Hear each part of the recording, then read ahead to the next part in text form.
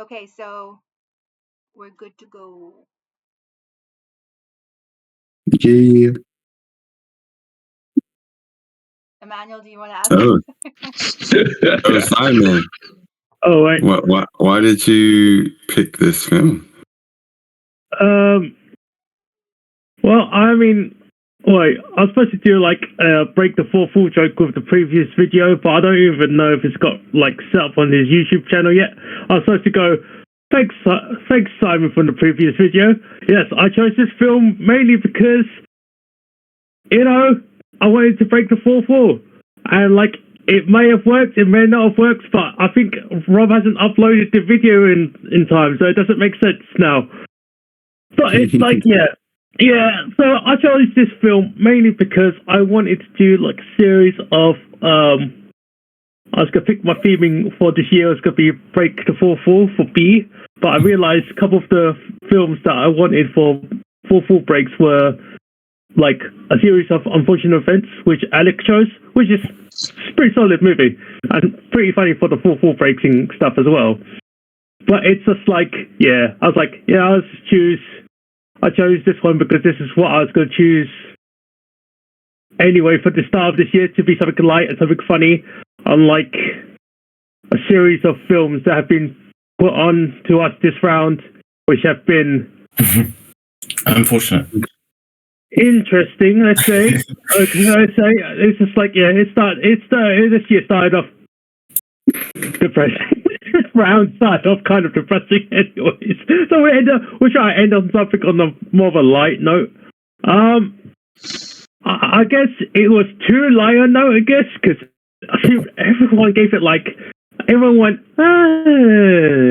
that's literally how that's everyone scores went, yeah, maybe not. It's like, okay, fine. All that means is now I've got excuses to choose really depressing films and see if you guys score higher. Because that's what's happened now, and that's gonna be my mantra for the rest of this year. I'm gonna choose like super depressing films. That's it. But yeah, I chose this film because it was light-hearted and breaking the fourth wall, and I thought everyone would enjoy it. I guess. But you were wrong. Yeah, so what's very wrong? Ronnie McWrongerson. I think going by the scores, I might have the lowest score for this fucking round. And I was like, that sucks. Well, but it's just like, yeah, it's fine. That's good for me then. It's fine. It's fine. I mean, like, I'm so worried that I'm going to get, like, the bad film round for the rest for this year, and it will be so unintentional unless one of you guys pick this film for your round, which I don't think anyone would. So we'll sort that out when we do like final scoring for like the yearly roundup stuff. But like, yeah, I chose this film to be light-hearted and fun. So did you guys have fun watching this film? Very much so. Okay, that's expecting at least one of you to have somewhat fun. Yeah, it was a fun film. It was, again, there's certain parts that are a bit dated, I guess, because of like it was made in 97, I think is what I want to say, or 96, I can't remember, but it's like 97, 96, and it's like it had some of that like early CG stuff, but mostly it was puppets, and like, you can't really go wrong with puppets, especially with Disney stuff. So it's like, yeah, it's still okay. It's a bit weird on certain times, but like generally speaking, this film is like it's decent enough for like a U film, and it's like, yeah, it's funny enough. So he's like, yeah, it's fine. It's a nice little comedy bit. You guys, people rewatch it and go, it's kind of funny, maybe a bit juvenile, but like, yeah, that's when we watched it when we were like 7 years old, roughly, give or take. I feel like I'm just watching it in real time. The bit in Ben will know what I'm doing here. It's the bit in The Simpsons when they're doing like the little what do you call it? It's like a little bachelorette kind of thing, and well, they're kind of like wheeling out all like the eligible men in Springfield, and then Mo comes out and he's just like, "Hey!" And he just looks at all the women in the audience, and they're all just going. And he doesn't even stop. He just walks straight up. Yeah. That's how I feel about this film. I'm going, hey, oh. Fuck it. Yeah, so yeah, go on. How about it? See anyone has any other like opening statements? I'll just get in quick. I really like George. I grew up with this. It's sadly so ingrained in my psyche that I don't know. I think I've seen it so many times that like I physically can't like laugh at it anymore. Like I just know it like so well that it's just kind of like a nice little safe movie for me. And yeah, like disappointed that the reception. Like, yeah, them's the breaks, I guess. But yeah, just yeah, really like it. Just a short one there. Go on, Pat. Up to you. So this is my first time watching it. I'd say for when did it come out? 97. Yep, or 96, something around that time. Yeah. It was 97. Oh, okay. Yeah. 8. I definitely wore out the VHS. So I'm going to say the last time I watched it I must have been like 10 or 11. So I remember really liking it when I was younger.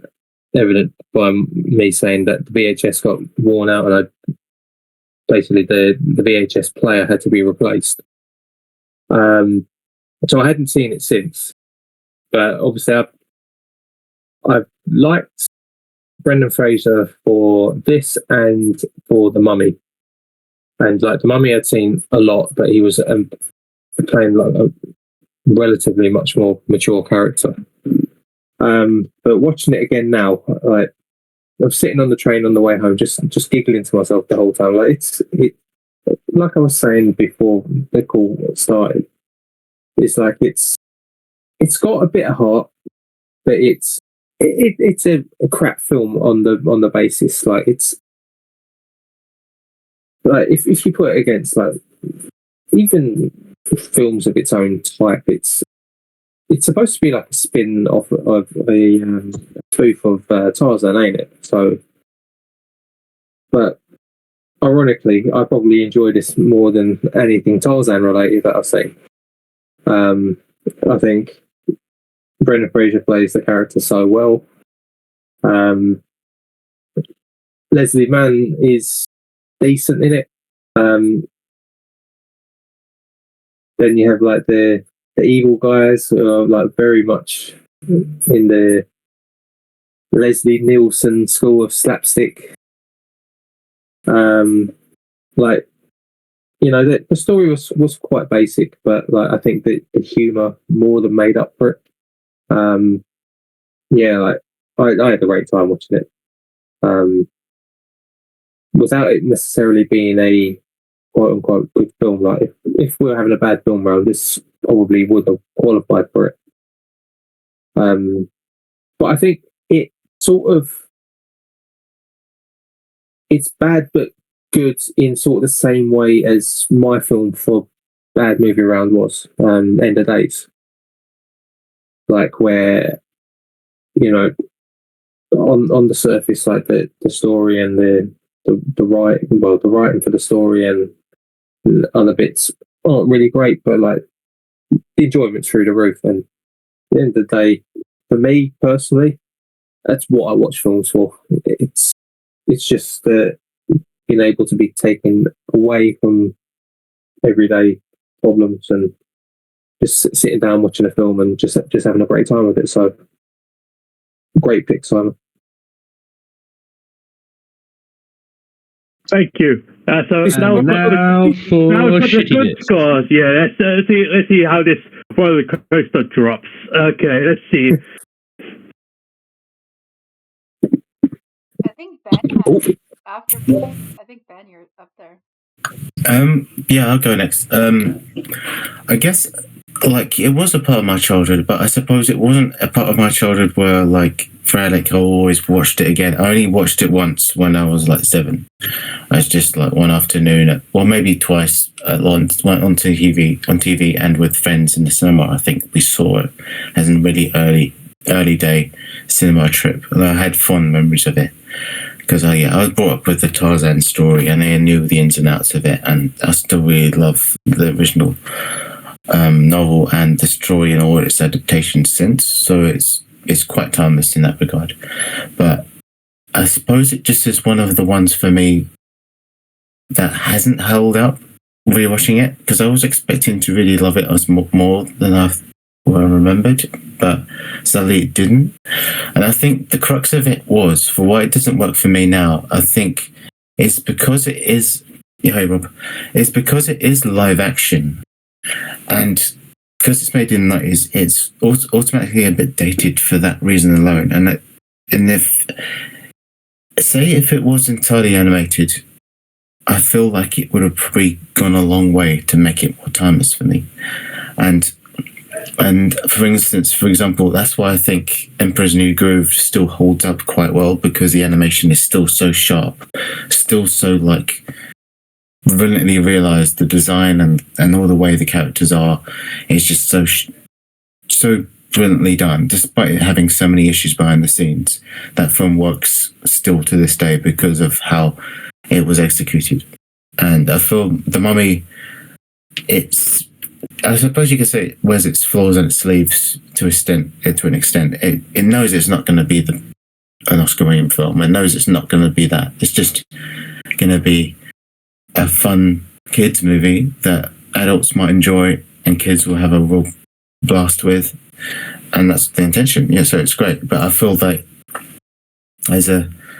watching it with modern day, I suppose you can say the nostalgia glasses off, but I think that's a different kind of nostalgia, because you have this different thing where you have a fond memory of something and then you rewatch it again and it hasn't worked. But then you have the different nostalgia I have, that you've seen the film as a kid, but you keep seeing it every couple of years and you still think, oh yeah, this is great, this is still even better than I remember. And it's like, oh, this bit has aged, but I still like this for this reason.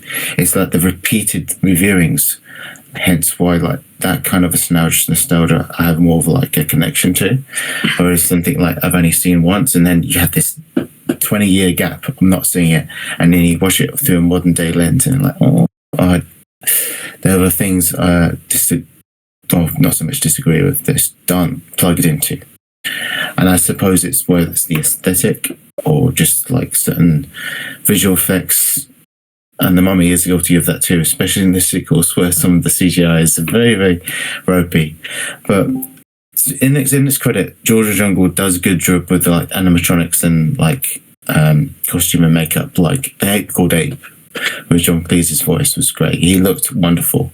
And the little animals that were playing their roles, the real animals, I mean, they're really good. They're really good. That's kind of like when they used real stuff that holds up, then say like his elephant dog, kind of like it's a bit, they kind of went a bit too far there in my opinion. But when I saw it as a kid, I loved that. I just was so entertained by it, and I just loved the whole idea of like, yeah, George living in the jungle, just living his best life kind of thing. It was something every kid just wanted to do and wanted to be.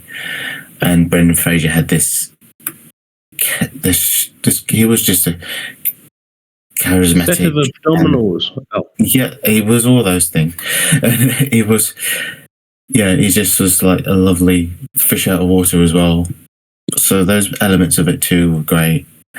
I just feel that I really wish I connected to it more, but I suppose it's just I suppose you could say it's the lightning of a bottle of its time, but it only worked in the era it was made. But God forbid Disney ever tries to do it again, because you know for a fact it won't work again. But yeah, I suppose it's kind of like, if anyone remembers the Tarzan movie that Disney did do a little bit after this, I haven't seen it in ages either, but I did really like it as well. But I feel that if I rewatch that again, I'll have a different stance. I'll be like, yeah, animation still holds up. It's going to look great. I think that one was all right. Yeah, but I think the story wise, it probably doesn't have that the quirkiness and the whimsy that this film does. So I feel Happy Medium would have been like George of the Jungle animated like Disney's Tarzan. That would have been like the perfect film. Okay, I was literally going to ask you because there is a George of the Jungle animated series. Just a quick question: if any of you guys have ever saw that, I have not. I don't think I did. No, it must have been on the cable or something. I didn't see. Yeah, it's the animation for that film is for those like TV series were a bit like those don't actually hold up. But like if you said George of the Jungle, but like animated by Disney like Tarzan, that would have been quite cool. Yeah. But like that's again that's the budget for that. It's gonna be like much different. Because it's different like different care and attention has gone into it. But yeah, you get what I'm trying to say. It's kind of like there was the happy medium of it being like more of a timeless movie if they made it like that for me. I mean, like just my opinion, really. That's my personal taste. I get that because like if like I think a lot of us grew up with Disney. I'm assuming a lot of us grew up with Disney. Like certain animation styles differ and change for each particular movie, but like most of them are quite timeless, even if the animation is a bit janky sometimes. But it's just like, no, it's timeless because of like this particular style of each animation and stuff. So I get what you're saying. Yeah, it's the execution. I think that's how it is. It's how they utilize like the stylistic approach that they've decided upon. And yeah, I think that's the problem with George for me is that if it focused entirely on just like the animals as well, rather than the CG-ness of it all, it might have held up. And maybe the script could have been sharper too. But yeah, the jokes are still funny. Like you guys have said, it is still quite funny, and I did chuckle a few times. It still has a great funny bone all the way through, and it's nice and short, and it's just perfect for kids of all ages.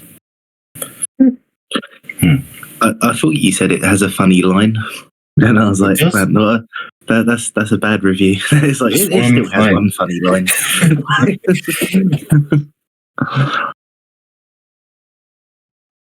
Well, I guess I could go. I was just I scored at just a couple of tenths below Ben. So okay, so here is what I'll start off with. So obviously I didn't get on with it swimmingly, but I didn't entirely not enjoy it. I did enjoy parts of it. I did laugh out loud for some parts. I think in particular and what mostly made me laugh out loud was the bits about with the fourth wall breaks. Like those are like many of my favorite. Like I wrote some favorite scenes down, and there was some really good chuckle moments. So, but where I like, and in terms of just like, I was just thinking, oh, I had to check what my enjoyment score was. It's just like those like few moments that I did enjoy weren't enough to kind of just like help carry me through the whole thing. Really, it was really what mostly is like. I think I didn't really connect to the characters very much. And I do think like the writing was a bit like cliche, I guess you could say. Like the antagonist was a bit like just really like by the letter a jerk.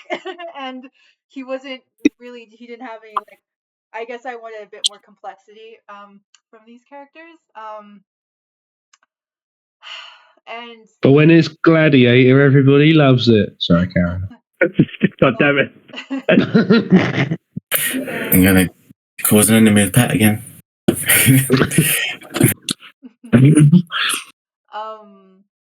Sorry, what you just said like flew over my head, so you'll have to clarify that for me later. But yeah, and like there's not much I enjoyed about like the acting. I think Leslie Mann was like one of the people that I enjoyed the most out of this. And Brendan Fraser, he was okay. He was okay. I don't know. It's just like the acting style and just like and the style of the movie. Like I think it was another challenge for me in terms of just like I didn't really enjoy like the packaging of it all. It was a bit cheesy. It was a bit campy. And it just wasn't really my cup of tea. So that made it challenging for me to just like. But I did try my best to like. Okay, what are the like? What can I like critically and honestly say like they didn't do that bad? And thinking about also the like the puppets and like the apes, actually, you know what, that was pretty good. I like it's not my personal preference for stuff like that. It kind of weirds me out, to be honest. So but yeah, they did a pretty good job now, like reflecting back, so maybe I will like I'll think more about my score for that. But in terms of just like yeah the costumes and this like I don't know, it was okay, it was okay. It wasn't it's not my, yeah, definitely not my favorite. I watched it a lot when I was younger though, so it's something that I was very familiar with. um but yeah, yeah, it was okay. But I did laugh out loud, and I definitely have favorite scenes to talk about later, but yeah, it's okay. That's it for me. Oh, it. Okay. Okay. Come on Okay. then. Who else hated it? Let's go. Yeah. Oh, Camilla looks like she's ready. Go on, Camilla. I'll go next. So I think for me, I think it my problem was kind of that thing of there's certain films that if you didn't watch it when you were young, then you're not going to be able to enjoy it as an adult. And I thought I'd seen this, but then as the week went on, I was like, maybe I'm getting it mixed up with something else. And I think I was getting the story a bit conflated with Jungle to Jungle. And I think okay. And yeah, I think like just it's kind of absurd and just really overly silly. Like I can imagine if I was a 7-year-old, I probably would have loved it. Or if I was like 12 or 13, I might have loved it. But like at 33 watching Jungle to Jungle for the first time, it's kind of a hard sell because it's like so for the kids. There's very George of the Jungle stuff. It feels so like there's some kids films that like I watched with my sister. When I was a little bit younger, but I was an adult and she was a child, and we could both enjoy it. I don't think this is one of those films. And Leslie Mann was getting on my nerves. George annoyed me. The kind of like he like he doesn't know some words, but he knows other words, and he doesn't have a great grasp on the English language, but he does. And why can the ape talk? And what is the what is the time frame this is taking place in? And I appreciate what it's trying to do. Like, obviously, it is. Is it a parody or is it a satire? I don't know the difference between the two of Tarzan, and obviously it's based on an animated series. And I'm like, okay, I understand what it's trying to do, and I appreciate that. And to be fair, I think maybe a tiny bit harsh on like my enjoyment score because it wasn't awful. But when it was finished, I was also like, I'm really glad that's done, and I can now just go and do something else. Oh, that's a bit. That sounds way harsher than that actually when you meant it. But like, oh, that hurts. All right. It's just not. Sorry, I'm still. Oh no, I mean, like, I think I'm getting mostly, especially with what Rachel's like written as well. Definitely, this is one of those films, as you guys have been saying. Once you've watched it, if you watched it as a kid and you enjoyed it as a kid, yeah, it's this is very much a kids' film. Let's just not a complicated like serious film. Let's just break that down first because like yeah, but like.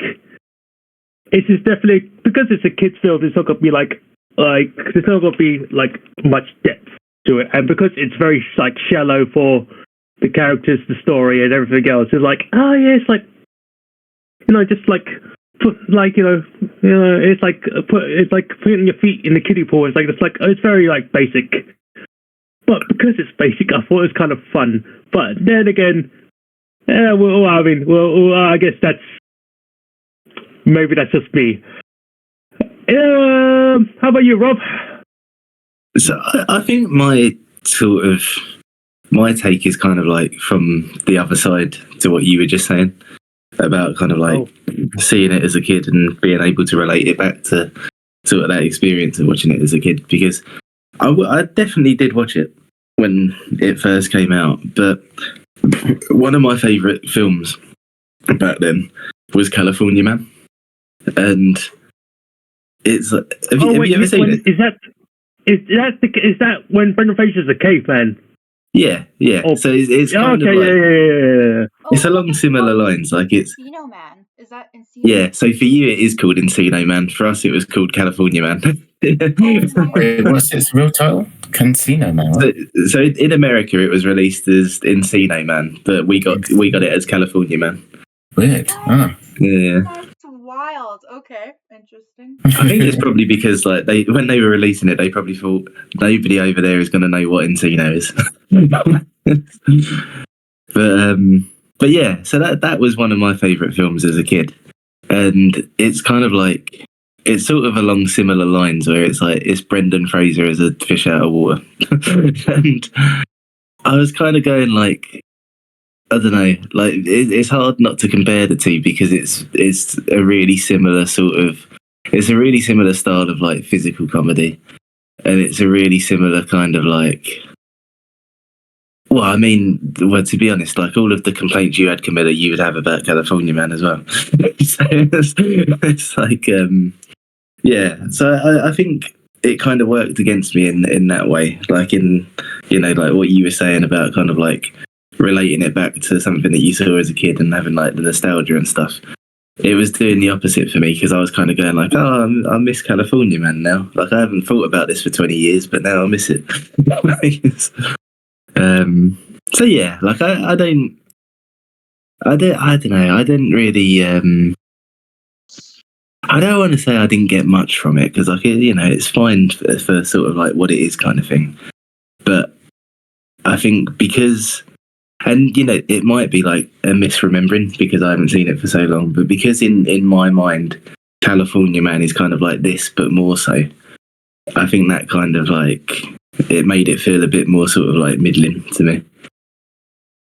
Interesting. So I wonder if I did like a double bill of California Man and this film, be like, oh, I watched the same film twice. It's probably it's almost to the point where you'll be like, oh, I watched this film. I just literally just watched this film. It's the same sort of film, and it's like, yeah. I mean, thinking back on it, I completely forgot about California Man as well.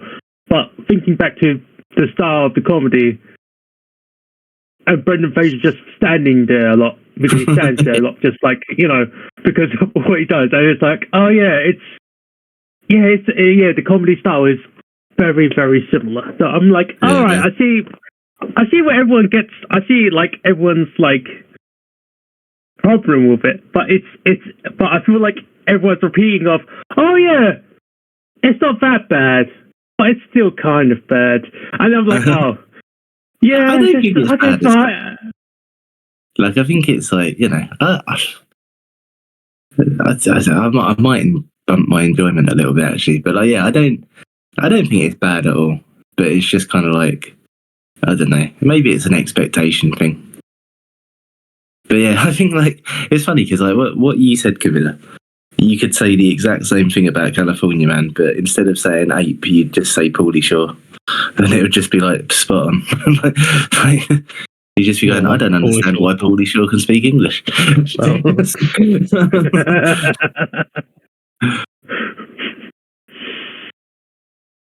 All right, go on, Emmanuel. Let's see how did you find it? Let her rip. I'm trying to mute myself, and Rob has just been made big. Anyway, You took over my screen for some reason, and I wanted to unmute. It was a hostile I guess my takeover. phone actually. It did feature him as the featured photo today as well. So your Get that phone is checked out. just like this guy. oh, sorry, what you say? I said your phone is just like this guy. Yeah. So yeah, I saw both this film and I think Jungle to Jungle when I was younger. But I never remember caring about this film at all. I think when I was younger, I saw this film, I was just like, okay. I want to go back and watch. Is it Eliza Doolittle, the girl who can talk to all the animals? The cartoon. You mean the wild thornberries? Yes. Eliza Doolittle is I think. Huh? I said Eliza Doolittle is a 2000 singer-songwriter. Thank you. I'm terrible with names. I mean, yeah, Dr. Doolittle, he does talk to animals. So that's Yeah. I think you mixed up just a little bit, but like, yeah, you meant the wild thornberries completely with whoever did that voice. Yeah. Yeah. But Yeah, that is the voice. So yeah, I think when I was a kid, I think I watched George of the Jungle and went, and then I just went and watched the Wild Thornberries, and it was just like, oh, this is good. So I think it's like Ben said, if this was animated and I saw it, maybe I'd be all right with it. I mean, I didn't love Tarzan, but I think I had better memories of Tarzan, like, or thinking, oh, this is decent. This is all right. Thought it was all right. Whereas with George of the Jungle, I don't remember caring about it. But saying that, I don't think my sense of humor is ever really aligned with this film. Even when I was younger, I while I did like things similar to this. So, for example, I liked Looney Tunes and Tom and Jerry, and Wacky Races, but I never really liked the similar type of humor when it was real people. Unless it was done in a very smart way, like done in a very particular way, like maybe Jim Carrey, who's emulating Charlie Chaplin, or there was certain particular types of humor that I liked, and this just wasn't one of them. And I loved Rugrats. I loved Hey Arnold. There was a lot of things I have like fond memories of, but yeah, this wasn't one of them. So when you said it, I was just like, oh man, that film. I was just like, Wait. Quick question, Emmanuel. I guess the quick question for you would be, did you enjoy The Mask?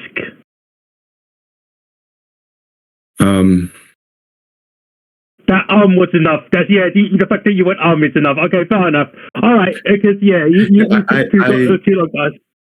Yeah, I didn't enjoy The Mask. I thought it was interesting or different, and then I think it just made me go and watch one of the Batman films. But because the Riddler. Does it? Oh, okay. Both green. Oh, yeah. Okay, that's different then. That's that's. Why? Why would you watch Batman Forever over The Mask? I didn't actually mind, and I still don't mind Batman. I say certain parts of Batman Forever. Certain parts. Arnold Schwarzenegger makes me laugh. That's top one. Yeah. That's Is Batman. that That's wrong one? Batman and Robin. Okay, cool. There's certain parts of multiple of those films that I like, not the whole film. To be But the fair, it Riddler is quite a was common good. take that the best part of Batman Forever is Batman and Robin. I mean, yeah, okay, yes, yeah, okay. I mean, like,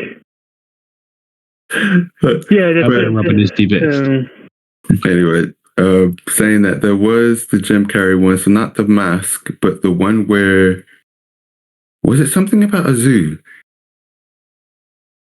I don't Wait, think what? so. Ace Ventura? Yes, Oh, yes. yeah, okay, yeah. I see what you said about the zoo. You meant about Yeah, animals, because right? he's a Yeah, zoologist. yeah, Get it? yeah. Yeah, you see, my memory ain't the best, but but I like that. So there were certain ones. I think what I liked about the mask was the costuming and like the makeup and stuff they did, but not the actual film. Like what was happening. I just like I like the zoot suit and stuff, which is like really old callbacks, and that was also in Tom and Jerry as well. So I was coming into that. Oh, he's wearing that kind of zoot suit, and he's got this in the hat. And what's he doing? Like, why is he doing that? Okay, cool. All right, I'll go do something else. But yeah, unfortunately, I didn't have a great time. Sorry. That's interesting. I see the aspects of the certain comedy that you liked in this film that you probably enjoyed more in other films. So I do find it weird that you compared this to like Wacky Races and stuff, but it's like because I feel like animation wise, this is not the same sort of film. Oh or yeah, same sort of like it's for me. It's more of it's a combination of slapstick with I guess Not certain an type of anime. silly humor. And in my head, when I think of the closest thing to like slapstick humor, I like there might be very particular examples. But yeah, Yeah, this to be fair, particular, I'm explaining it bad, but this particular type of humor combination, I don't think I ever quite liked that much, or I just got bored by. if I could say, that's probably the reason why I kind of wish it went further with it, because I feel like if it was more like Emperor's New Groove, which I do think is even more like Wreck Races than anything, because it has that Looney Tunes Hanna-Barbera-esque absurdity, and this film has that too. But I feel like you can get away with it more in animation than you can in live action, because some of it doesn't ring true, and you kind of have it's more like noticeable that this is fake. This is just them trying to be very what Rachel said, very pantomime, very he's behind you. No, he's not. Yes, he's behind you. You know, the whole pantomime thing. It's just got that sort of vibe to it when it's done in live action, and I feel it would make it more better if it didn't have the attempted CGI and visual effects budget. If it was really kind of more like Wizard of Oz style, where everyone was very pantomime, everyone wore costumes and makeup, which yeah, sure, it's dated, but you kind of would get in the mindset better of it being really silly and camp, because that's exactly what it is. It's not trying to make it look realistic or different, because it isn't. It's not that, and it shouldn't be. It's just it's George of the Jungle. It's just a silly version of Tarzan's story. So maybe they could have gone even more insane. So okay, so I feel like there's that one scene that probably encapsulates. Yeah, I don't think that's the right word. Encapsulates. Encapsulates. Sorry, this whole like conversation. I feel like it's the scene with Shep the elephant holding the giant dog biscuit thing. I feel like you guys probably preferred the dog biscuit being there instead of the narrator going, actually, wait a second, this is a bit too much. Let's take away the dog biscuit. Because I feel like you guys are saying, no, keep the dog biscuit in. It adds more comedic effects because it's over the top. And I'm like, oh, that's the third wall breaking. I don't have an issue with that personally. I feel that makes it more interesting to me. But it would, like with Gunpowder and Groove, it did that because of animation. You could laugh harder at it because of how it works more seamlessly with the story, because you're more taking out of it when it's live action, in my opinion. Interesting. Yeah. That is It's really hard to explain. Yeah, I didn't think of it like that, but yeah, I think that's a good point. I guess I never thought about it that way, but like, oh well, yeah, because like if it's animated, you could just add things like very easily, or take away things if you break the fourth wall. But if it's live action, it always takes like an extra step to do so. But it's interesting that you guys wanted it to go even zanier. But it's like, I thought it was kind of zany in itself already. But it's like, oh no, you guys are kind of saying, no, let's push the envelope for it to be even a bit more wackier. I'm like, okay, that's interesting. But it's just like, yeah, it's interesting. It's not quite what I thought when I remember this movie, because like, I felt like when it does do the fourth wall breaks, that was when the zaniness was already added to the movie.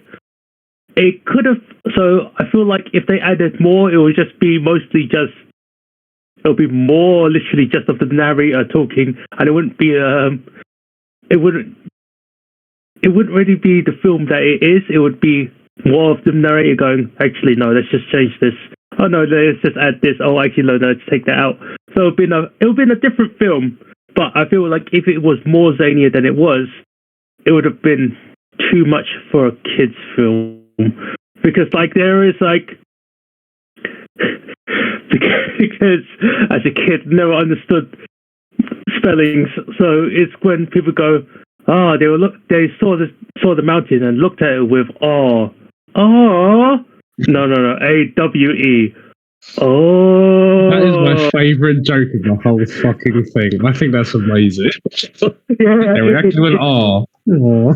I said awe. AWE.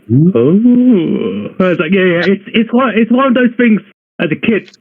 I mean, that's definitely more for the adults. But like a child, you're thinking, oh wait, I can't spell, so I don't understand. But it's like, yeah, I feel like it seems, if it goes overly zany, I feel like there's a certain point where it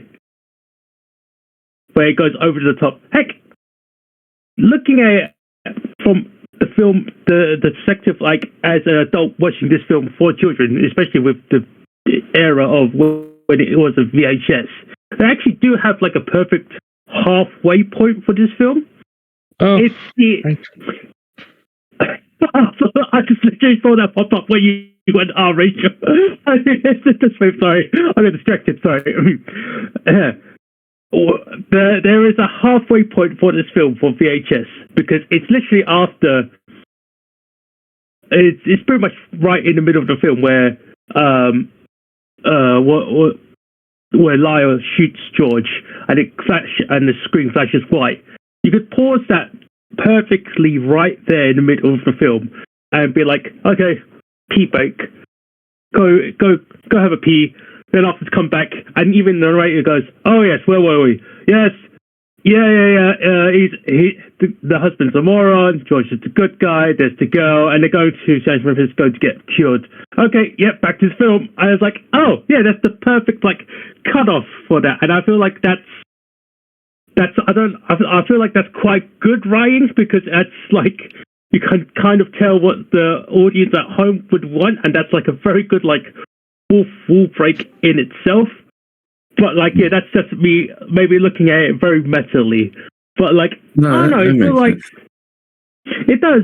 It's like it's not what I would think about as a child, but like as an adult looking at the film nowadays, you go, yeah, that's kind of smart in its own way. I wish like there's perfectly paused breaks where you can just like literally pause and go, okay, intermission. Go do what you need to do. Then come back to the film and like have the film explain itself. The film explain itself. Yeah, it's good that way, but like, yeah, I don't know what else to say because like when the film is actually in the jungle part, you have the zaniness that was with he calls himself. I think it's just his name is just Ape, but I always call him Dr. Ape because of like how he is. But like, yeah, then, but like, right. Yeah, there's that. Yeah, it's this. God damn, yeah, it's Drape. Yeah, it's Dr. Ape. Yeah, but it's like there's that part of the film. Then there's the film when he's in San Francisco, which is just like, yeah, it's a different aspect of like the film because it's like fish out of water.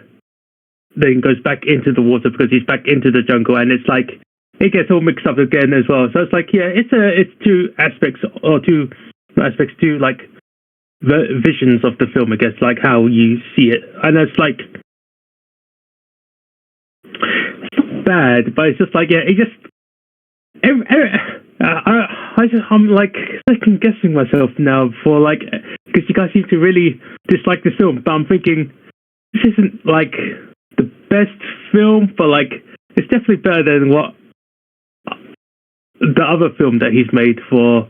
Remember this is the director that made The Mighty Ducks, so I'm like thinking, maybe it's just like this is probably one of his better quality films. So I don't know. Was The Mighty Duck bad? I can't really. No, I mean the Mighty Ducks too. So I don't know if like I didn't know that. You want to pick the second one? No. This director made the second movie. Oh, I see. Oh, okay.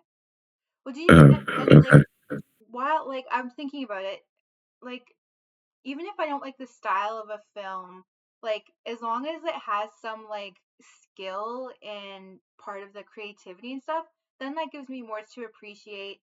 And but this really like I think if like the characters were better well written and like the dialogue and all that stuff, like I think that would have helped me appreciate this more. And but what you did reminded me of something that really kind of just like overdid itself was the bathroom humor in this. Like you mentioned pee break. Like how many times did they joke about peeing and farting? Like at least like 5 times. It was a little heavy handed. Yeah. I mean, you say that, but like this group of friends here always say party humor is quite good. So it's like I know at least some of you guys have said like farts are always funny. That might have been a John thing actually. Yeah. But it's kind of like there's also like a certain cartoonishness about it. So it's like it could be better done. Literally, I laughed at bathroom humor. I think and a good example of this, and I've brought it up before, is the bathroom humor in One Cut of the Dead. That was pretty funny. You know, with the guy who drank the water. That was hilarious. Yeah, but that was done really well. Yeah, but again, I feel like it's like because that was a serious film or semi-serious film, but like they added the humor into it. Well, this is the humor where they literally have the meme where they go, "Okay, this is where we throw our heads back and laugh. Ready?" And it's like, yeah, that's one of my favorites. Okay, fine. But phew. Okay, I was about to say, I was like, if you guys didn't find that funny, I was like, that broke my heart. I'm talking about the parts where the ape, the Dr. Ape, like part of how he like antagonizes. Can we not make him Dr. Ape? Okay, his name's Ape. Part of how he antagonizes the guys who have him in a cage, he just like farts on them.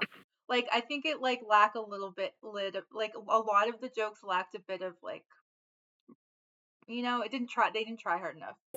Yeah, it was immature, and there wasn't enough nuance there. Yeah.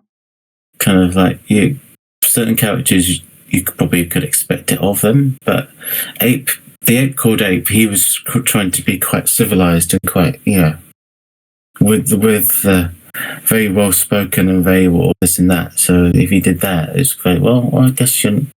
But I don't know. Maybe that's the point. Maybe that's the thing. He's still got his ape tendencies.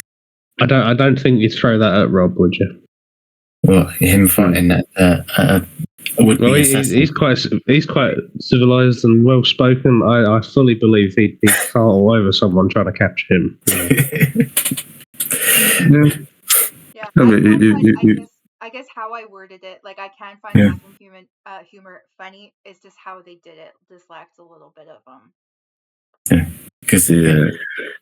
as a kid, I loved it to bits. But yeah, now To add on to that, in case I forget, the watching it as an adult, two of the things that really, or maybe three of the things that kind of got to me.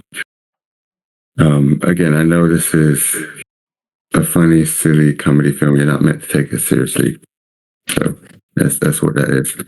But one, it annoyed me the trope of the character that Ursula, yes, that's it, is or fits within. Oh my goodness, I don't think I ever liked those kind of characters, and they always kind of annoyed me. They're like the kind of helpless, like it. I always really liked it when you had like damsel in distress. yeah, I never liked damsels in distress. I always liked it when the women were like Mulan, who kicked butt. There was reasons why I loved that film. It was like this lady's just going around kicking butt, and that's what I tended to like. I didn't really like, or someone who had more variety.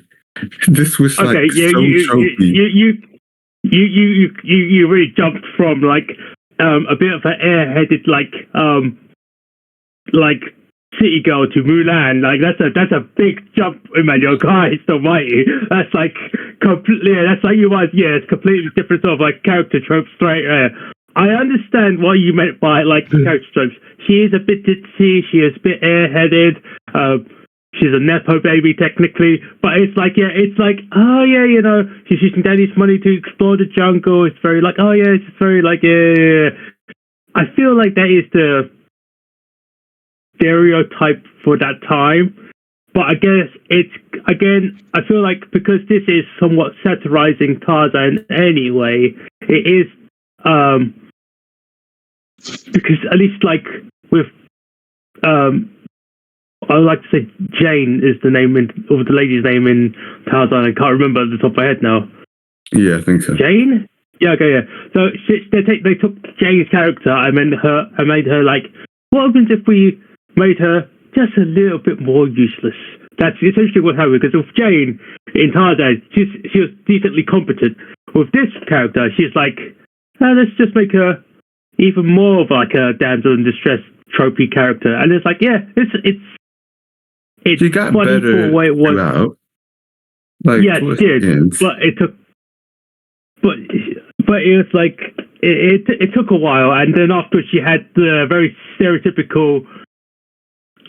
I keep forgetting the actress's name, but I just remember her face from like always being the very prim and proper like mum character, and she's like very disapprovable of. Actually, give me a second. Oh, that actually to go into Holland Taylor. Yeah, Holland Taylor is what her name is. Yeah, she's I think the actress is great because she's always like typecast for these particular roles, but I think she works those roles very well. I'm like, she's the typical. She like anytime you have like a disapproving mum character, it's her, and it's like that's a good casting wise. Yeah, yes. But to add on to that, again, I know this is not meant to be taken seriously at all. It's just kind of stuff that throws me out of it. So, with this film, you have this zany stuff that exists within the kind of real world as well, side by side. And I understand that's a hard balance because I think it's probably a bit easier to do when everything is zany. like the whole world is zany. And you might, you have the whole world is zany kind of side of things, and then you have it where you're trying to balance this weird kind of pocket zany reality with reality. And some films and stories do that well, and this one, it was just a strange kind of backlash against it constantly that would just throw me out and be like, what? Whereas I'm trying to think of examples. There's a ton of examples, so I'm probably not going to go into it. But yeah, for me, the way they did it in this film, it just, kept throwing me out the film and making me going like, this makes no sense. I know it's not meant to make sense, but this makes no sense. Whereas in films, I feel that do it well, I'm like, oh, okay. I don't really think about too much, but this one like hits me in the face. And I'm just like, So wait, so you're saying that you had extreme suspension of disbelief? Was it like was it for times like one of the moments for me where that was definitely kind of weird is where George like ships himself to Africa with UPS and he's like in a wooden crate with holes in it. That was definitely outlandish. I mean, that's probably one of them. There's just so many, like when they go, I think there's certain moments as well when they're in California and whatnot. But yeah, there's just a lot of. Yeah, there was so much that would make more sense if it was animated, like the scene where obviously the toucan, his toucan that has to finds out the information and flies across the Atlantic Ocean all the way to the United States just to tell George what's going on. And you see it in the proper little app when you see the little toucan going across, and that's great. I love that bit. But it is kind of like, that is expression all kind of credibility to its actual absolute limit. That bird should be dead. Actually, not toucans dead. Can't migrate. To be honest, birds do migrate, but not toucans. Yeah. And that was a really, really long time. A really long time. Yeah, I don't know the way.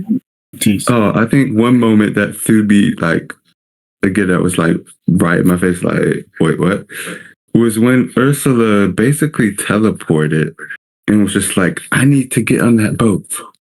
And I'm just like, where the f- did you come from? It's like, again, I know this is not realistic at all, but I don't know, whatever. Yeah, it's not realistic because it's a world where nobody dies. They just get really bad boo-boos. I mean, that I got at least. It is a kids film. At the same time, like it is. I think like multiple people said, when it's an animation, you don't think about it as much.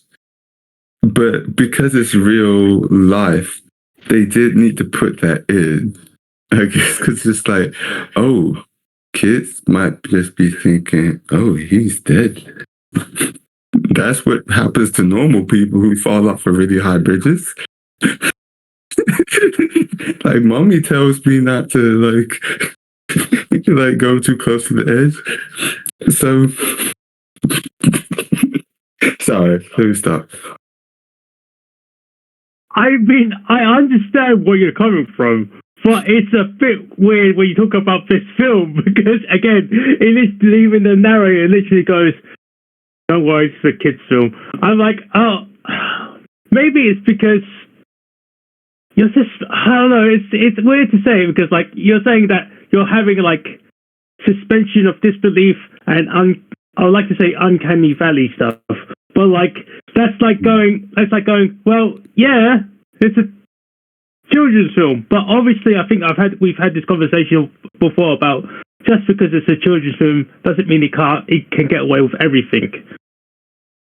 But you're also saying, actually, if this was animated, it probably could get away with it. And I'm like, that's like, Yeah. It's like there's many layers between for you guys saying why when you could make the film better. I'm like, God damn it! And it's like And it's a hard one. Yeah, it's like because like you're not you guys aren't wrong, but it's like, but I keep going in.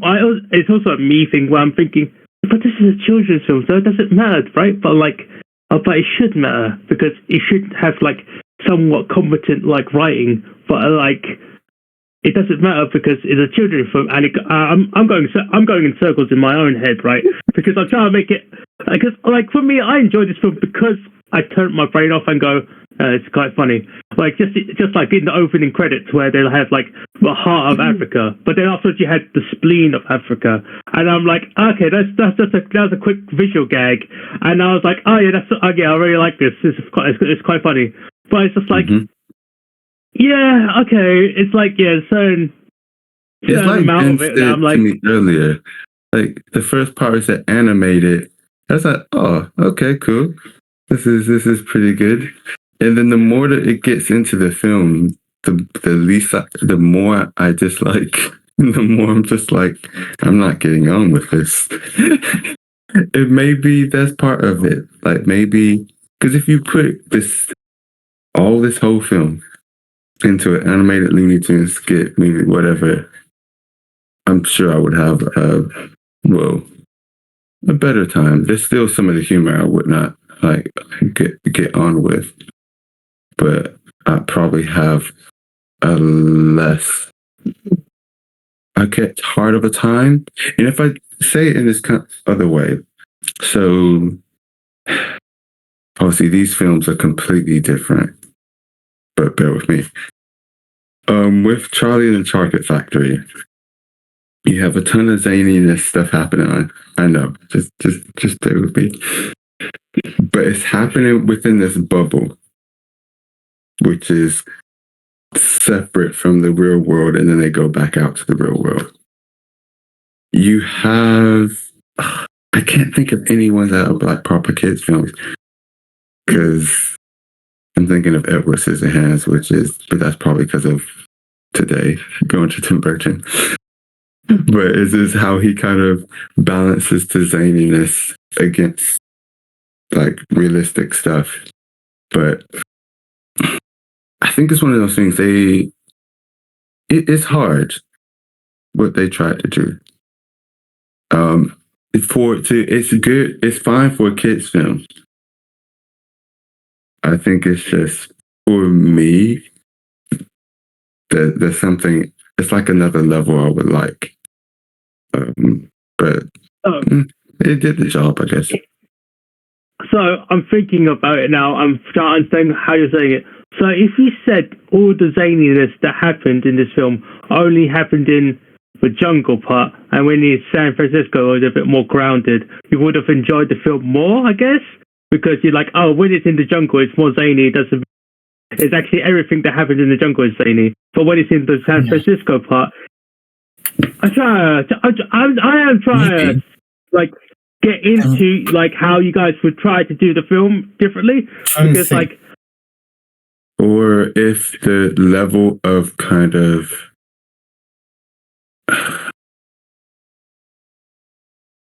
in my head, it might be easier if you can do it the two ways. You can do it the way you said, or more likely that maybe the world isn't as real or it's like it is for us in real life.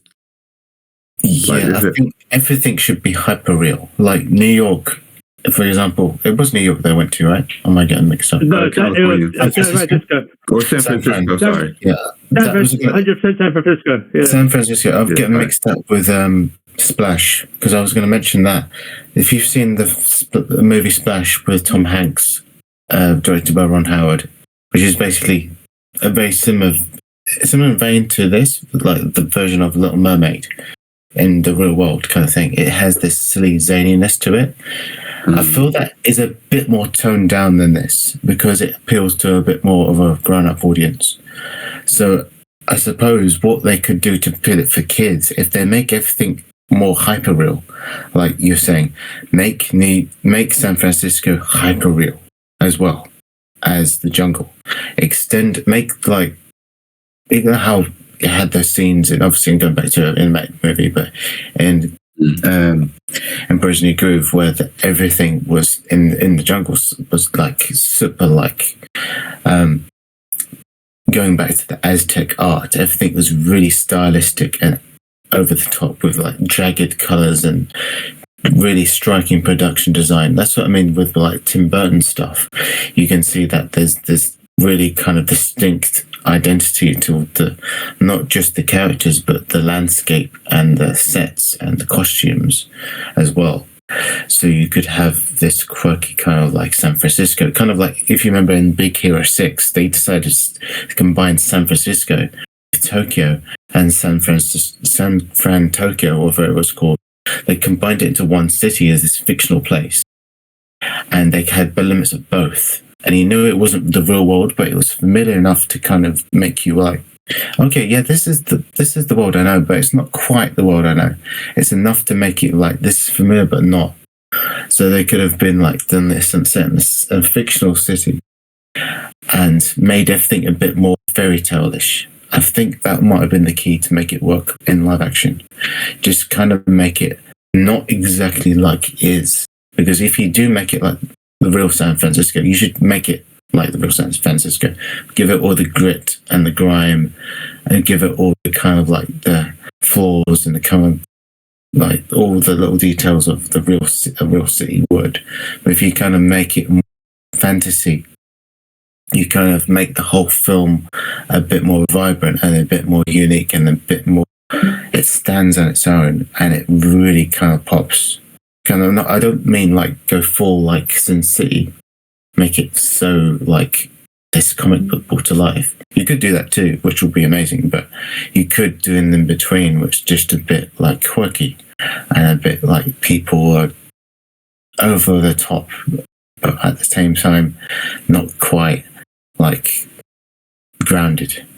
It's a weird one. It's really hard to explain, but that's what's a good thing with production design and kind of like if you have a really good distinct vision of something, it sticks in your mind more.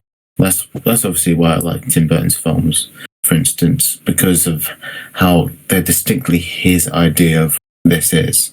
He's never done a straight up, yeah, this is random thing in New York, blah, blah, blah. It's never been straight up that. It's been a bit more timeless because it isn't a time or a place. It's more like you could just pick up the storybook and just get involved in it, like how Shrek was, because it was this far, far away. That was just, it wasn't a particular place. It was just all these homogenized stories put into one kind of thing that we're all familiar with. It had tropes of different things smushed together into its own one unique spin on that classic thing. So it's kind of it isn't a parody, but it's more homage at the same time. And I suppose, like the Camilla said, yeah, what is a satire? A satire is kind of all those things, but it's kind of referencing it in a way that's not taking the piss out of it, but you also kind of like making jokes out of it at the same time. I suppose that's an oxymoron kind of thing, but there's a fine line to kind of do it in a way that kind of like, yeah, we're referencing this with great respect, but we can find the humor in it. That's what satire is. It's interesting you say that, especially with the San Francisco part.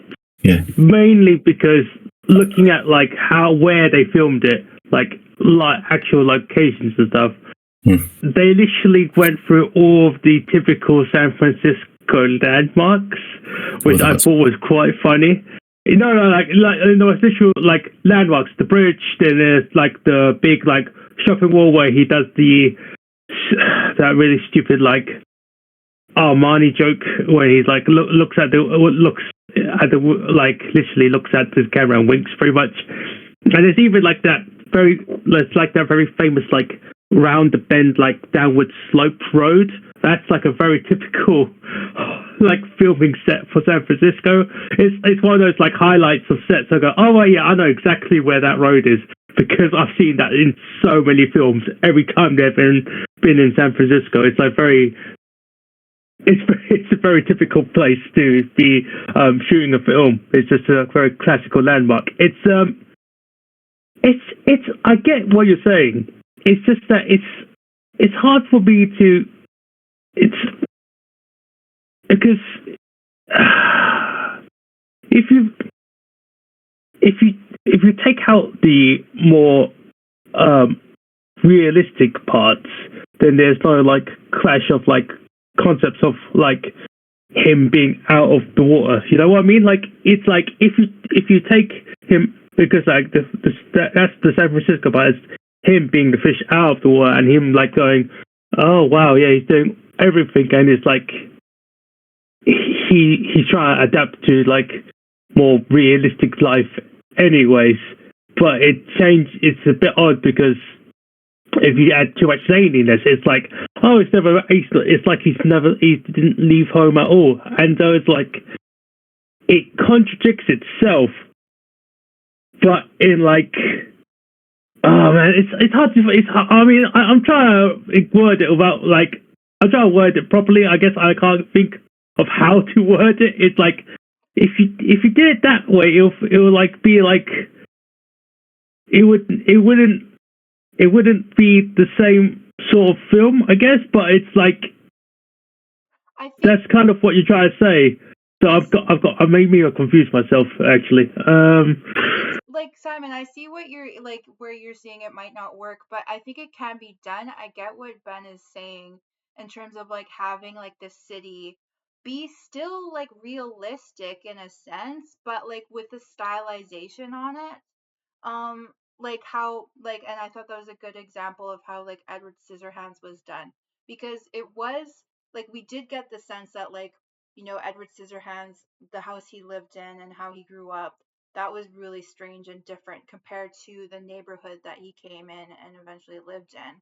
And that neighborhood, it definitely was like a bit odd too. It was different. It was like really perfect, but it was just like it still had like a foundation of like a reality more close to what we experience in our lives compared to Yeah, what it's familiar. reality. Yeah, so it's familiar, but it had like a stylization on top of it that kind of made something more like cohesive as like a whole movie, like the realistic neighborhood and the creepy broken down house. They they they seemed like two parts of the same world, whereas um the jungle and San Francisco, and like it just I do see there's a lack of like continuity and like cohesion. So, and I still think like San Francisco could have been done in a way where he could still have that fish out of water contrast, but it was just done a bit, you know, with a bit more like just a bit more creativity, a bit more like hyper real has came up as a term. Just something that would give the whole movie a bit more like of a cohesive, like creative angle, I guess. Yeah. And at the end of the day as well, unlike maybe some movies, I'm not saying that, oh, I wish they had done this. It's at the end of the day, I think they made the film, the purpose was, the intentions were clear. And they made something that people, or at least kids and different people enjoyed for what it was. And I think that's at the end of the day, that's what they wanted to achieve, and I think they achieved it. I was just considering if maybe like it was made in a different way. Yeah, how might I prefer it? It's personal taste, isn't it? It's not saying this is bad. It's not saying anything like that. It's just saying that, oh, I probably would have really dug it if it was done like this. That's the difference. Yeah, I agree with that. I feel like I got what it was trying to do, and I think it did a good job of it for its audience. It's just I'm not its audience. Yeah. Which is a shame because, you know, it would have been great to love it, but not with everything. all break my heart. That's joking. But it's like, thank you, Pat. Thank you. But no, I get what you've all been saying. It is not a typical film of like. Wait, no, sorry. Rewind. It's not a film for adults, really. It is a film for children, and like it could have been better because for what it was, and I feel like it could have done stuff differently. If it did do it differently, this maybe the style would have not quite fit for this film, but it was good for what it was and what it's been for. And because it's good enough, it doesn't need to have a Disney remake. Hopefully, because there's been a bit too many of those lately, and I've heard like certain ones haven't been making enough money. Yeah, you know what they're going to call it? Curious George of the Jungle Book. that would be actually fucking funny. That was hilarious. Yeah, that was amazing.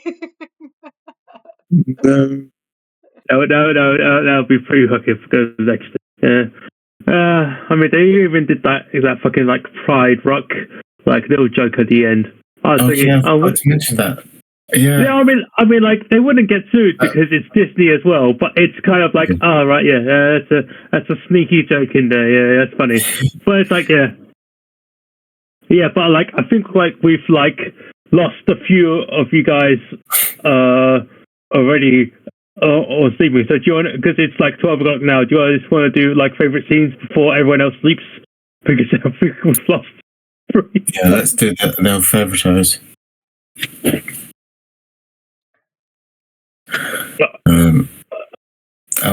Shall I quickly go? I suppose the scene was obviously I really like that like final shot.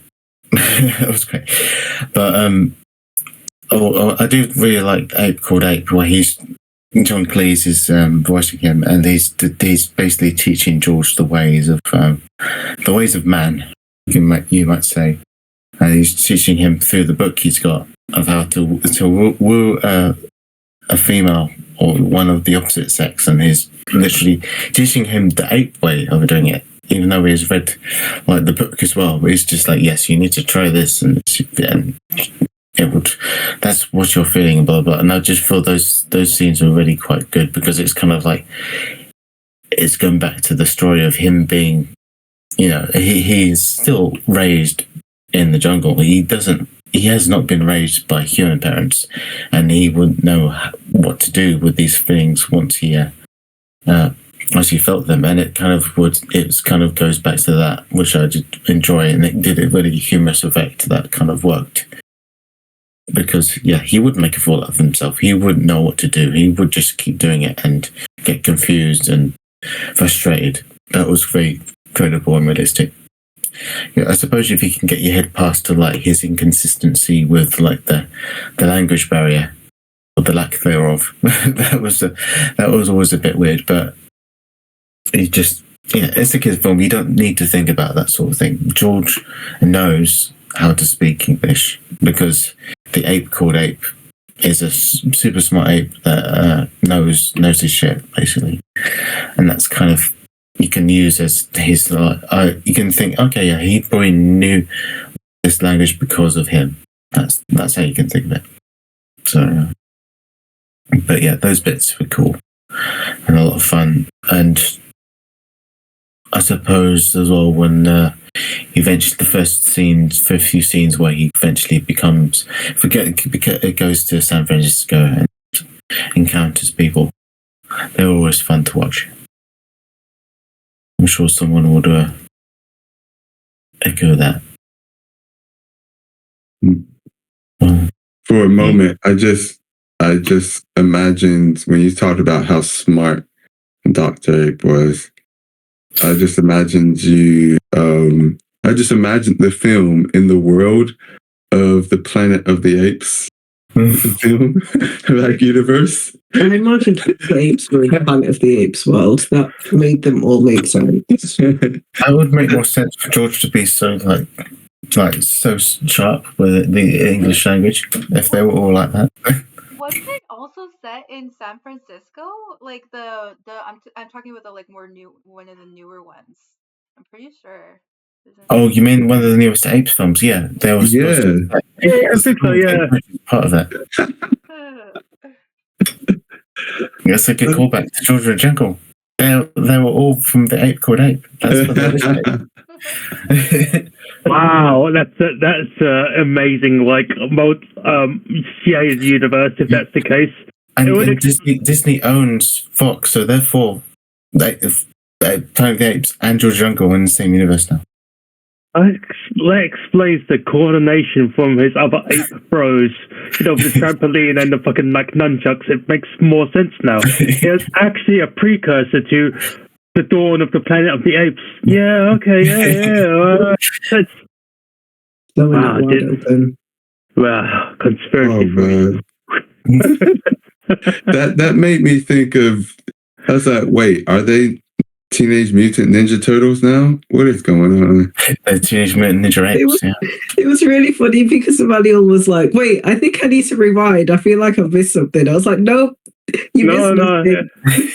Yeah. I was just like, wait, what happened? They went Teenage Mutant Ninja Turtles, they hit the rock, and suddenly they're in a cage. And I had turned away after he hit the rock and went back. Literally, that's a second. And I thought I missed something. I was like, oh, no. Did I black out for 10 minutes? No. No, you didn't. Okay. I mean, yeah, that's the top quality of bongogram. I think is what they called it. Yeah. So you didn't miss a thing. It's just very fast paced. Anyone else for favorite scenes, or should I do mine first? You do. Okay. As I've said already, I really do like the fourth wall breakingness of this film. My favorite part of fourth wall breaking of this film is the part that I've always remembered since I was a kid and always found funny. It's where they're finally it was a Maxim 4 finally pushed Ape around the treehouse multiple times, and they've really pushed him back. And it's they went on the wrong route and they pushed him back to the treehouse again. And they're like, yes, these two doers have been going around in circles, and you have four go, hey, say something constructive. He goes no, I don't like you guys. And he argues with the narrator. Something about arguing with the narrator is such peak comedy for me when I was. Even now, to be honest, it's pretty funny. But especially as a child, it was one of those things I could It's so weird. It's arguing with the person who's reading the story to you, and it's just damn. That's just me in real life, and that's just oh yeah, it's someone could be reading the storybook to me as a child, and be wait, this doesn't make sense. Why does that make? Why would he go up the beans? Why would he go up the beanstalk twice? It doesn't make sense. It's oh yeah, no, it's just the way the story works. Don't argue about it. I'm reading the story to you. Something about breaking the fourth wall and arguing with the narrator, then the narrator argues back, and they bicker. It was you started it. No, I didn't. Yes, you did. And it's yeah, it's so perfect for this sort of comedy, or this style of comedy for me. And even now, there's certain films that still have breaks in the film where they argue with the narrator. It'll always be funny. I feel it's still funny because when we went to watch Deadpool and it had Deadpool arguing with Deadpool jokes, it's still yeah, that's always good. Yeah, that's still funny. It's it's even nowadays, even as adults, it still works. And I feel yeah, it's always gonna. It always gives me enjoyment score to go up because it's just something I enjoy. It's just maybe it's a me thing, but I always think that's funny. Mm. That was Yeah, that um makes sense. okay. Yeah. Yeah, the fourth wall breaks were definitely all that I wrote from my favorite scenes. You already mentioned one of them, which is like one of my top favorites. And unfortunately, it comes after a particularly gross moment where Lyle falls face first into that big pile of doo doo. But then one of the porters goes, aha, a prime example of physical comedy. And now we are all going to throw our heads back and laugh. Ready? And then they all like laugh in sync. And I just thought that was really funny. Such a perfect, Favorite one. such a perfect meme. Yeah, yeah, really funny. And one line that I particularly thought was really like unexpected for a movie from like '97. It was, but the narrator said that Ursula had a conservative mind for gender roles, and that's why she's like immediately getting him something to wear that's not like one of her dresses. And I just thought that was really clever, and progressive for a '97 movie. Yeah. Mhm. I guess it's me then.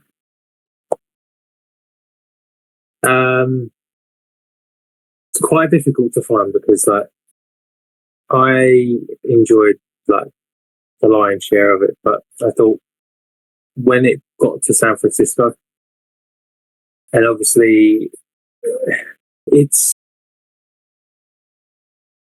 it's like once you take sort of someone out of a habitat that they grew up in and put them in somewhere completely different, it creates like some really good comedy. And I felt like the different scenes while he's going around San Francisco, the trying on the suit stuff, and then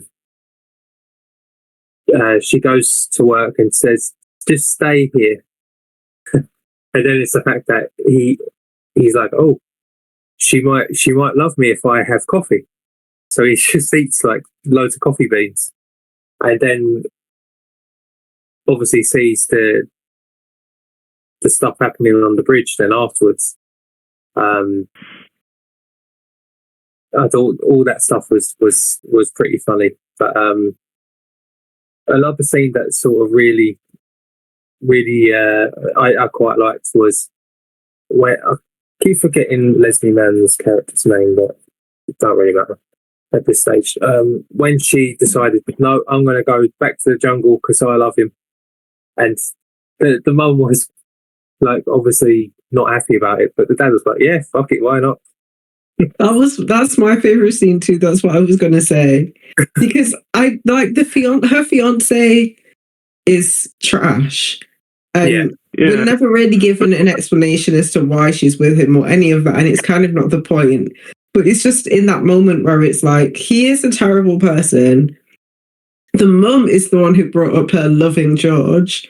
And the dad's just like, go for it. And it's like, this is why when we were introduced to the parents, it's mother and dad. It's like she is your mother, yes. This very impersonal term versus dad, which is obviously a lot more affectionate. And I'm like, yeah. I mean, it's been obvious the whole time we've seen your parents, but the dad kind of has enough understanding and respect of like, yeah, I don't want my kid to be in this unpleasant situation with this miserable guy who's in a Burundi prison. Insufferable. Like, he's awful. And I like that. And I also liked it because it reminded me of Pride and Prejudice when Mr. Collins proposes. I don't know if anyone knows Pride and Prejudice, but when Mr. Collins proposes to Lizzie, and her mum is like, if you don't marry him, I'll never see you again. And the dad's like, well, you have a hard decision because if you do marry him, I'll never see you again. And then there we go. She doesn't have to marry Mr. Collins because her mum and dad don't agree on whether or not she should, but obviously dad has the last word. And I'm just like, you know what? I like when things like that work out in that way, because that's completely, whether or not she ends up with George isn't the point. She needed to not be with whatever he's called, the Hayden Church guy. Lyle.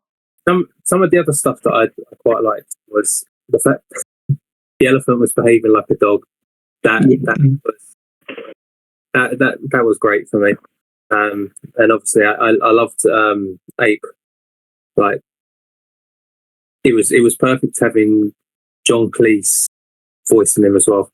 Because like he's like a big part of like the British part of slapstick humor as well. So I think he worked so well with it.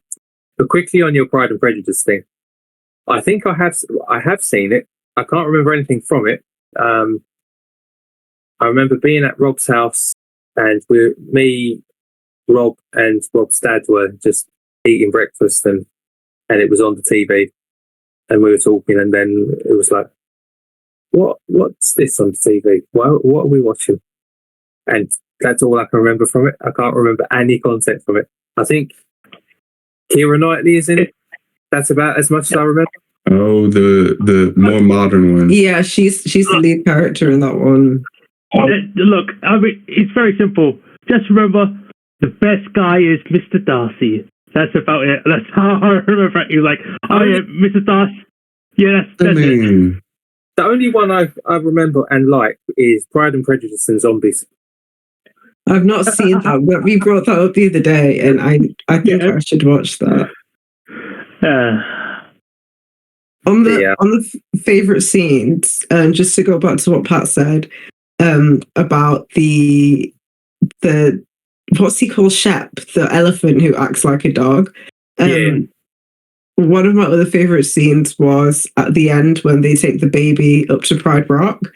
And I feel, well, like the Pride Rock bit was an obvious Lion King reference, but I also think, and this might be a bit of a deep cut, because you'd have to have, like, maybe it's a bit of lateral thinking, but the elephant behaving like a dog reminds me of in Aladdin when his what is the monkey called? Abu gets turned when Aladdin gets when Aladdin gets turned into a prince. Abu gets turned into an elephant, and he acts like a monkey still. He's trying to peel his bananas. He climbs up a tree. That's what it made me. I feel like that's a reference. That elephant was a reference to that animal sidekick. Can I just say one thing? It's really interesting that you mentioned that. There's a link between Aladdin and George and Uncle, and also Gremlins and Transformers. Is that the little capuchin monkey is voiced by Frank Welker, who does the voice of Abu, who does the voice of Gizmo, who does the voice of Megatron.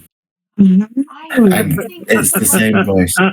He did sound like Abu. Also, he looks like the monkey from Friends, but I could be misremembering that. Ross's monkey, yes. Yeah, I mean, it's the same species. Yeah, same species, yeah. Capuchin monkey. But yeah, that is Frank Welker, who did amazing animal voices. Okay. Was one of his best. I'm claiming what I said as being like definitely the intended point. Then you got the same actor. It's fate. They were all mine. What's your favorite scene, babe? I've been trying to think about it.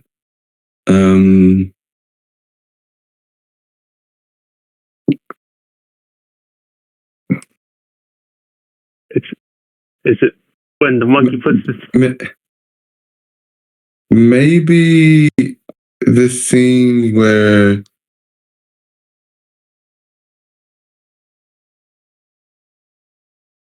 it's like, I don't know if this is a favorite scene, but I'll just pick a scene. But maybe the scene where it's utterly ridiculous. He's climbed the Golden Gate Bridge, whatever, to the top, and he's calculating where to swing. For whatever reason, they have the rope on the thing, and then they don't have it on theirs. It's more of a continuity error, so whatever. And then he swings randomly. He's obviously got he's got the news cameras are on him and he saves the guy, it ends up flying off in the parachute, whatnot. But at the same time, comparing that to, he was saying, this is going to be my biggest, hardest kind of swing ever. And I was just like, how is this going to be his biggest swing ever? And then they just do some over the top. He's just going, I don't know how fast apparently he's meant to be going. And his face is just moving. I'm just like, I guess it is his biggest swing. If he's been swinging for the last, I don't know how long. And apparently he's going crazy fast and his face is like that. So yeah, maybe it is crazy fast. I don't know. Sorry, it's not, it feels like a cop out, but that's the closest I could think of. Well, you tried. Yeah. I mean, like, you could have made, like, when the toucan is shot out from the elephant's nose, so he comes first of a toucan and a toot cannon. That's the only pun I could think of at this point of time. I'd completely missed that. But in any case, yeah, that's the only pun I could think of at this point of time. It's like, oh yeah, it's a very funny joke. But it's like, yeah, I feel like Alec and Rob have both said the favorite scene is definitely the AWE or scene. Yes, I think that's what they put in like the chat. Rachel says she's still deciding. I think she's gonna sleep on it. Maybe she. I mean, like, we'll see how it goes. I guess. Can I blow your mind one more time? Go on, what is it? Frank Welker also does the voice of Curious George. That's so perfect. Yes. So I just said perfect. it. All right. Nice. Okay. All right. Any more like favorite scenes or anything like of note you guys want to talk about? Well, since we're on the topic, George's, rest in peace, George Foreman. That's not the quite same sort of George, but like, yes. Yeah. So, yeah. It's A. George. Hey, George, Yeah, yes. R.I.P. Also, Frank Welker did the voice of Abu in Kingdom Hearts, so he did them multiple times. Yeah, but with Kingdom Hearts, they always generally repeat the same sort of like acting. Yeah, cause, like, they got back the real ones to do new dialogue, didn't they?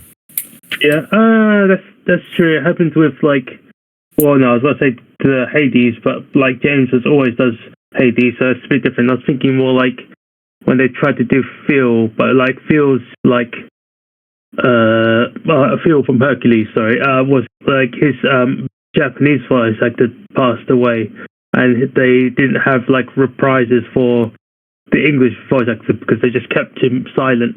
So I was like, oh, but that's not how that works, because you're supposed to have like the character would be there and they would be talking. So if you just have them just like standing there, it's just a bit awkward. So I was like, yeah, but that's how they do it for the video game.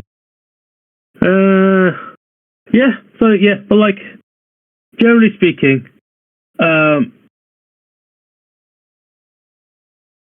what was I gonna say?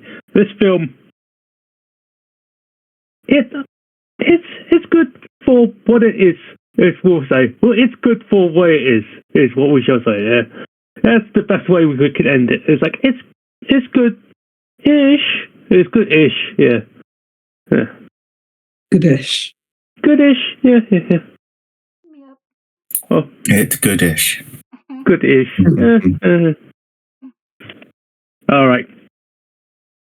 But as we end on the good-ish, let's hear what the next person is. Corey. Yes, Corey. What is your film for the next? What's your pick? All right. So this took a lot of thought for me. I I felt like picking something a bit more substantial. My last couple of picks have been like an animation and Home Alone. So I was like, okay, I like to mix it up. But it was really hard for me. Basically because like these days I still feel like not like doing anything very serious, not anything like very like too like depressing, let's say. So this is not I like it's probably just like from a variety for a variety of reasons. But what I'm very happy to say is this movie that I am picking next has one of my favorite Canadian actors in it. And it's The Nice Guy with Ryan Gosling and Russell Crowe. The Nice Guys, two guys, not just one. He's Canadian. Mm. Ryan Gosling? Is he Canadian? Yeah, Oh, yeah. well, He's from he was apparently he was born in London, Ontario. Funnily enough. I thought he was from California or something like that. Yeah, honestly, funnily enough, I forget how many actors are Canadian too. I forget all the time. I just think they're all American, but they're not. Yeah. Well, I'll be. Yeah. Yeah, so That's a really it's definitely one more like one of them still a lighter one, a bit more substantial than what I've picked before, but lately. But yeah, I remember really enjoying Ryan Gosling's performance in particular, so I'm looking forward to checking it out again. And yeah, I hope you guys have fun with it. shell. Yeah, I'm looking forward to seeing. Mm. I'm looking forward to seeing it. I don't think I've heard of it. Yeah, but not actually. Oh, I've seen the poster for this a lot of times. I've not actually watched this film, so this gives me a chance to actually watch this film now.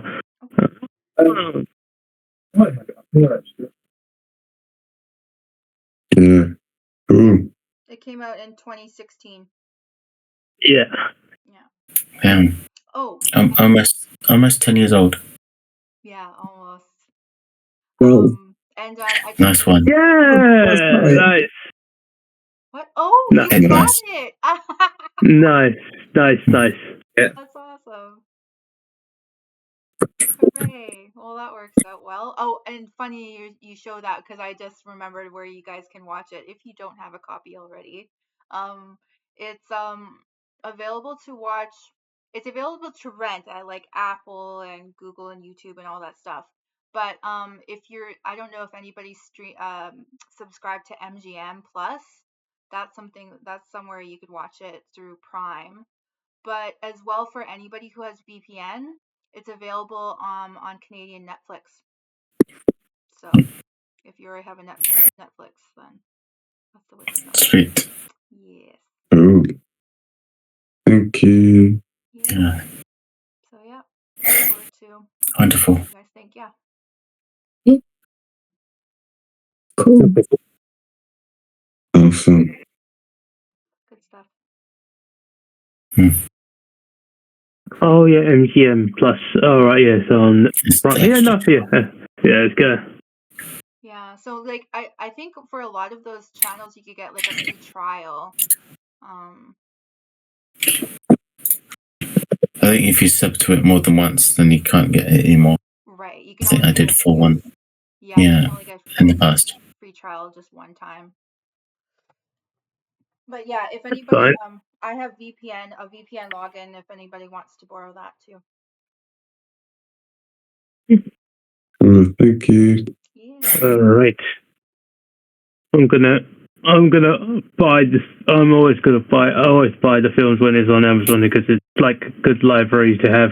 I can always watch these films back when I have time. All right. Yes. All right. So yeah. Awesome. Cool. Yes. Cool. Good night, guys. Yeah. All right. I shall be on. So I'll see you. So see you, nice guys, next week. Next week. Yes. All right. Yeah. The nice guys instead of the good brothers. Yeah. Yes, the nice guys No. from God. All right. Take care, guys.